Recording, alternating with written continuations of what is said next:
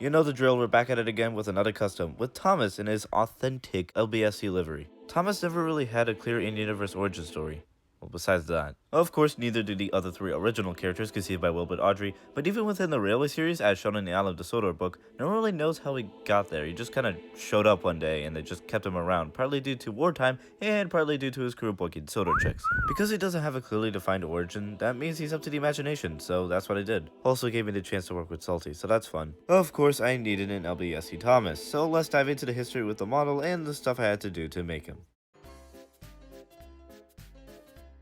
The basis for this custom is obviously a standard Trackmaster 2 Thomas. So here's a fun fact for you. This Thomas is actually the first Trackmaster 2 Thomas I owned when I got it in the Avalanche Escape set. Hate to go off topic, but does anyone remember when this rebrand was taken hold? Despite what some may say, I was actually pretty hyped for this. I mean, new and improved Trackmasters that were faster, stronger, and can climb higher and steeper gradients, that was awesome to me back then. Of course, it came with its own slew of problems, but I still remember those first years fondly.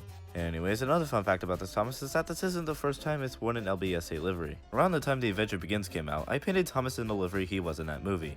Only thing was, he didn't have any lining, he was painted in Crayola washable paint, and the LBSC and 70 were just drawn on with a pencil. Regardless, young me was still satisfied with this at the time.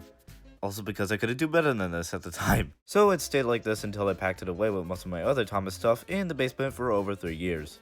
Then I would obviously bring out the old tubs of stuff and take a gander at the customs I had forged into this world and be like, good lord, I made this? The model stayed in its original guise for a bit afterwards until I repainted it into Stepney. Despite it being 5 years later, I was still using Crayola paint mainly due to me being limited in the kind of materials I could work with at the time, and I wasn't confident in doing lining yet. So after an attempt to repaint the model that I ultimately gave up on, I laid the model to rest until I could find something else to do with it.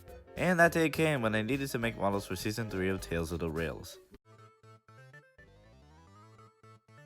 Now, Thomas's actual livery has been somewhat speculation for a while now. The Adventure Begins to use this color scheme, however it doesn't follow any real-life LBSC liveries, so people went with this livery. However, this livery was only used for E2s with express passenger duties, so after a bit of researching, it can be said that before coming to Sodor, Thomas's official livery would have been, drumroll please, black with pale yellow LBSC written on the sides.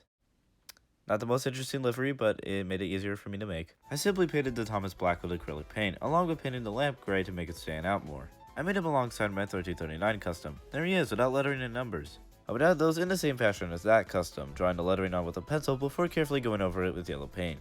This was a lot less stressful than painting it on an angled surface with molded lines. I then would go over the model with weathering, the same way I did the 2 other customs, basically to save repeating myself, black paint, rag, smear. The easy thing about this custom is that the model was already black, so I only had to add weathering on stuff like the lamp, the lettering, and the face, all of which I went considerably hard on as real-life workhorse engines often look like that. It also tells a story visually that Thomas isn't cleaned or looked after often, so that's neat. And that's basically the entire custom.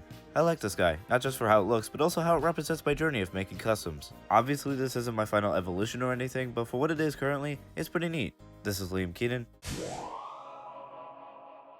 and I have a new face for summer.